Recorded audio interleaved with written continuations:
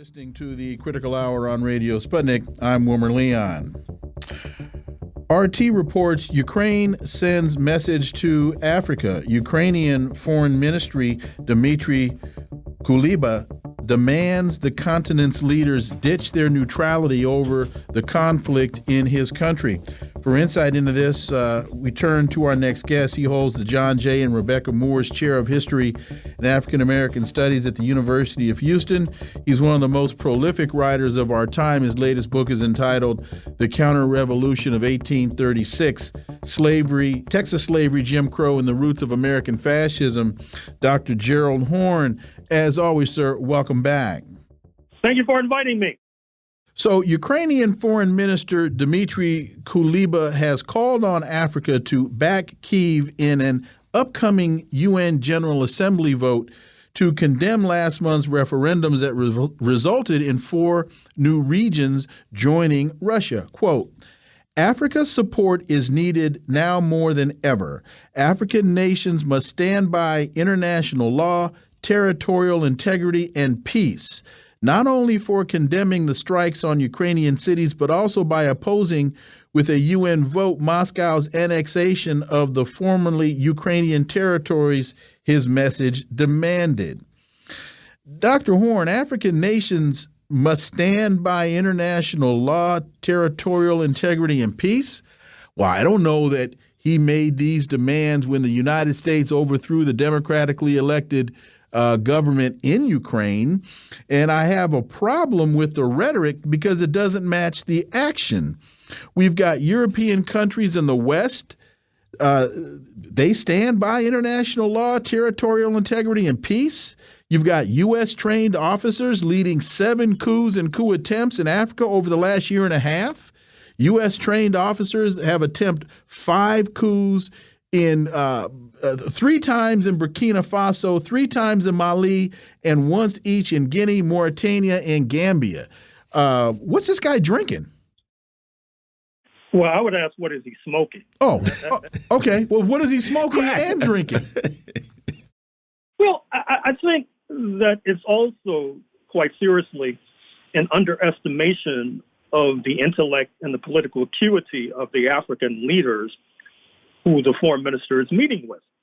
He must assume that they have an advanced state of either amnesia or Alzheimer's that prevents them from remembering the recent past, that prevents them from recalling what happened about a decade ago in Libya when NATO forces, led by France and the United States, bombed Colonel Gaddafi's regime and leading to his execution on camera, despite the fact that the African Union was pleading with Washington and Paris not to do so, despite the fact that subsequently evidence has emerged that then French leader Sarkozy wanted to get rid of Gaddafi because of Tripoli's dealings with his political conservative parties in terms of campaign donations and dead men tell no tales, and therefore that led to the execution on camera of Gaddafi. Or perhaps there is the assumption that African leaders don't recall how the United States and NATO were in bed with apartheid South Africa, virtually up until the day that Nelson Mandela was elected in 1994.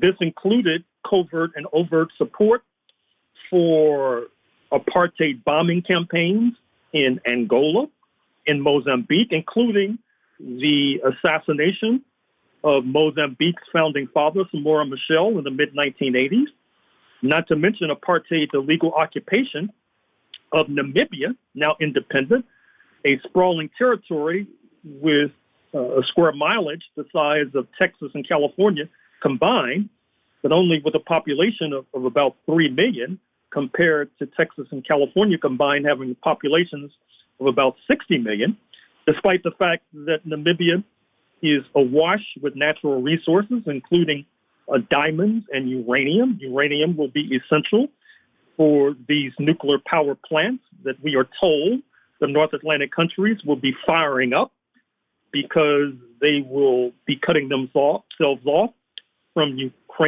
uranium from due east and Russia. So I understand that the foreign minister has broken off his trip abruptly, headed back to his capital in Kiev.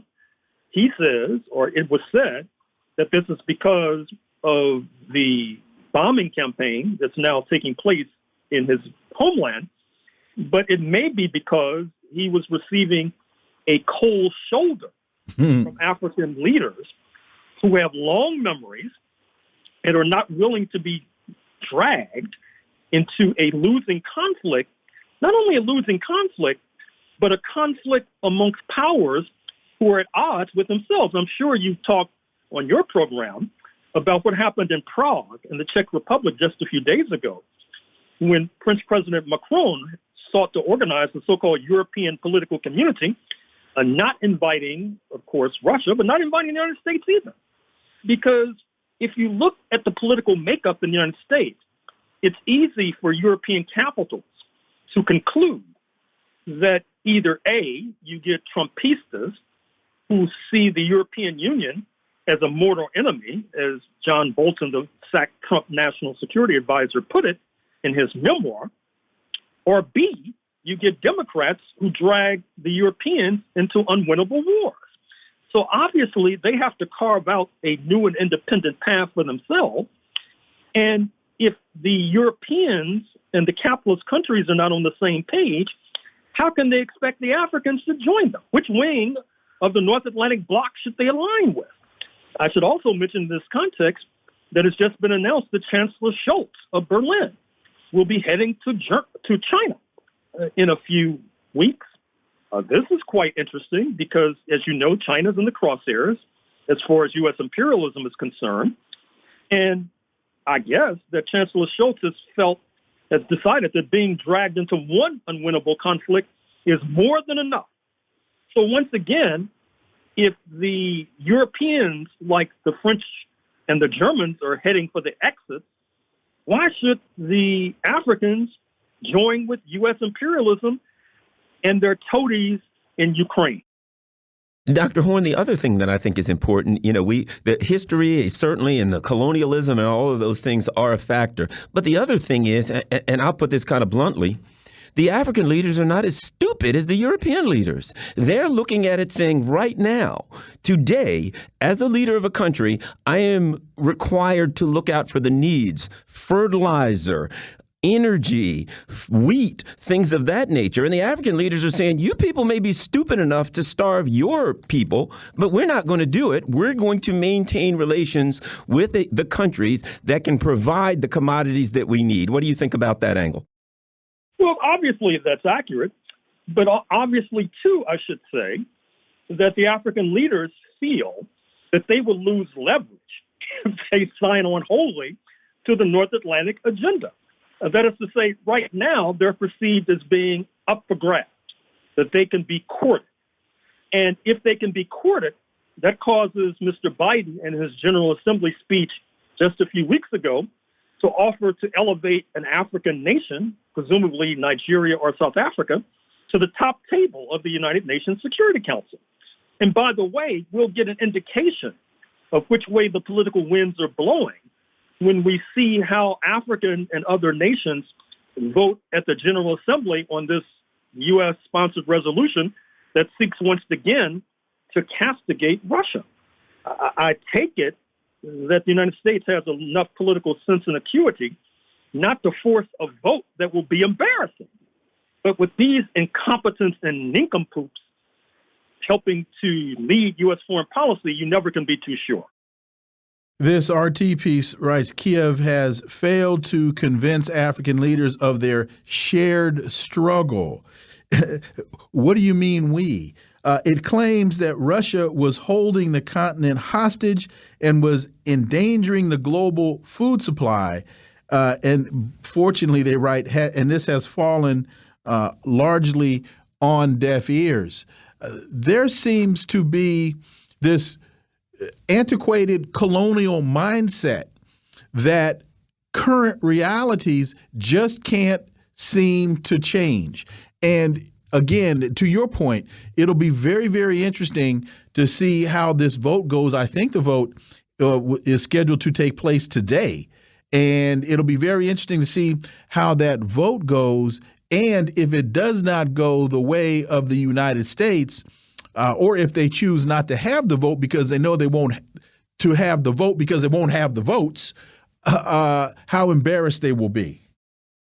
Well, I expect a passel of abstentions with regard to this vote today. That would not be surprising nor shocking.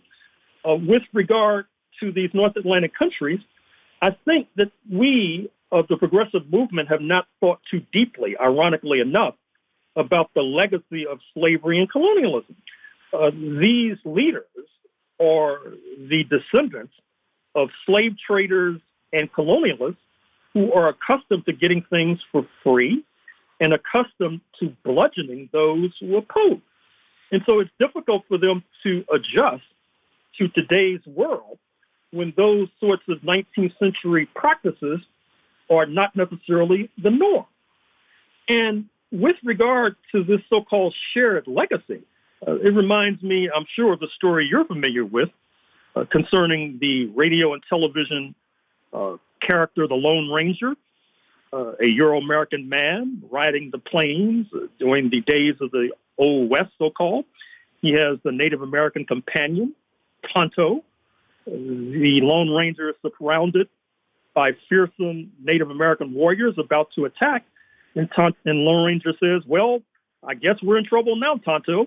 And of course, Tonto says, what do you mean we, white man? And I think that is where we are right now with regard to this vote at the United Nations. The African leaders are not willing to play the role of a marshmallow Tonto. If anything, they are playing the role of a Tonto in revolt. Eritrea, Ethiopia, and Somalia have suffered from a variety of U.S. interventions over many years, sanctioning the Horn of Africa. Ann Garrison and John Philpott write in the Orinoco Tribune. Your thoughts, Dr. Horne? Well, obviously, Washington has a bone to pick with Addis Ababa, with Ethiopia. It is the second most populous nation on the African continent.